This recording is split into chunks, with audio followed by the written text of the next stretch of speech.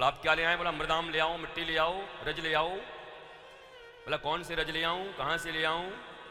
गंगा जी के किनारे से ले आऊं, जमुना जी के किनारे से ले आऊं, द्वादश ज्योतिर्लिंग की मिट्टी ले आऊं, चारों धाम की मिट्टी ले आऊं, कहां से ले आऊं?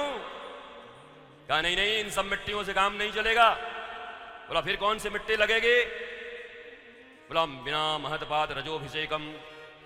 अभी रघुगण और जड़ भरत की कथा आएगी तब पता चलेगा कि भैया इस दुनिया में गंगा जमुना सरस्वती यहाँ वहाँ ये मिट्टी वो मिट्टी सब पवित्र हैं, बड़ी अच्छी बात है। पर इस दुनिया में श्रीमद् भागवत कहती है कि सबसे पवित्र मिट्टी और रज कुछ है तो गुरुदेव भगवान के चरण का रज ही सबसे बड़ा पवित्र, संत चरणों का रज पवित्र है। बोला वो रज ले आओ, वो मिट्टी ले आओ। बिना महतपाद रजोभिषेकम, वो रज चाहिए। रजधरि शीस,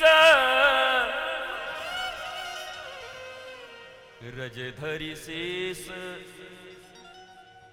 रजधरि शीस,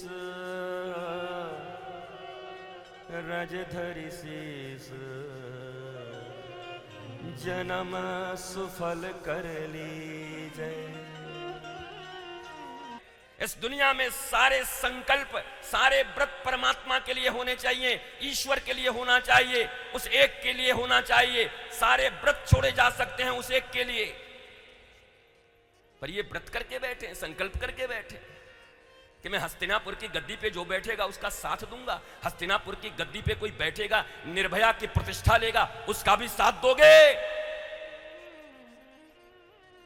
क्योंकि हमारा संकल्प है, क्योंकि हम प्रतिज्ञा करने वाले हैं, क्योंकि हम महान हैं। यह कैसी प्रतिज्ञा है जो तुम्हें दुर्योधन और दुशासन का साथ देने के लिए प्रवृत्त करती है? भारतीय धर्म को एक नई एंगल से भी देखने की जरूरत है। नहीं तो तुम्हारे ही नौजवान तुमसे प्रश्न पूछेंगे, बता नहीं सकते और डंडे से बोलेंगे मानो ये लिखा हुआ है, मानो इसको लिखा। मानने से कुछ नहीं होता, जानने से होता है। मान के तो तुम्हारे धर्म की यह हालत हो गई है कि तुम्हारे बच्चे आज प्रणाम करने को तैयार नहीं। ये तो भला हो सनातन के इस लहर का कि देश में सनातन की एक लहर है, देश में धर्म का एक कहीं ना कहीं हवा आया है अच्छे से। इसी बहाने यूथ जुड़ रहे हैं अपने राष्ट्र के लिए, अपने धर्म के लिए। नहीं तो जो हालत धर्म की हो गई थी कोई मानने को तैयार नहीं।